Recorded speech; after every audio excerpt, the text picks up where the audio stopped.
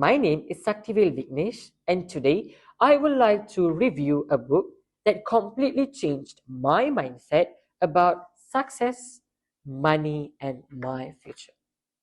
Let me start with a simple question. How many of us have heard this advice before? Study hard, get good grades, and get a safe job? Honestly, I believe that it was the only road to success. Work hard, earn money, spend wisely, and survive.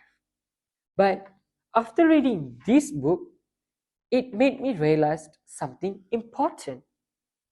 We are often taught how to earn money, but not always how to understand money. Today, I would like to review a book entitled Rich Dad, Poor Dad by Robert T. Kiyosaki. This is a personal finance and self-development book that explains money lessons through the story of two father figures, the rich dad and the poor dad. The thing that I like most about this book is all of the information are explained in a simple story method. It makes us easier to understand. Kiyosaki's poor dad was his biological father. He was highly educated, had a standard job, and strongly believed in academic success. His advice was simple. Work hard, study hard, work for a good company. On the other hand, the rich dad was his best friend's father. He was not as highly educated in formal sense, but he understood business, investment, and opportunities. Instead of saying, I can't afford that, he asked, how can I afford that? That question made me think. The difference between the both fathers are not money. It was mindset. The biggest lesson that I got from this book is the difference between asset and liability. According to this book, an asset means that something that put money into your pocket, while a liability means that something that takes money out from your pocket. Before reading this book, I assumed being rich is by having high salary. But this book challenged that idea. It explains that a person can earn a lot of money and yet still struggles if they keep buying while they are making their money to go away from them. For example, unnecessary debt, expensive wants, and careless spending may look impressive, but they may not help to build financial stability.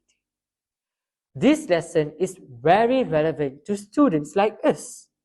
Of course, we are not going to build houses or start big businesses yet, but we are already started to make small financial decisions every day. For example, we decide whether to spend, save, waste, or invest in ourselves. For me, this book was a wake-up call because it made me feel the urgency of financial education, mainly for students. This book taught me that my brain is the greatest asset that I have, and the biggest investment that I can do is not by buying expensive things, but by improving my knowledge, discipline, and decision making. It also taught me that we can't be fear of failure because mistakes can be lessons as long as we reflect, improve, and we make better decisions in the future. For me, this book is really a startup. It is because it makes us think solutions without stucking in problems. We should not asking, I cannot do this. We should say, what I can learn so that I can do that one day. That's why this book is highly recommended for teenagers, especially for students, because they are in the beginning era of thinking for their future. Moreover, this book is suitable for readers who want to understand about money, success, and responsibility in a simple but meaningful way. So, what's my final takedown? From this book, I've get to learn that the most valuable asset that I have is not money. It is my mindset.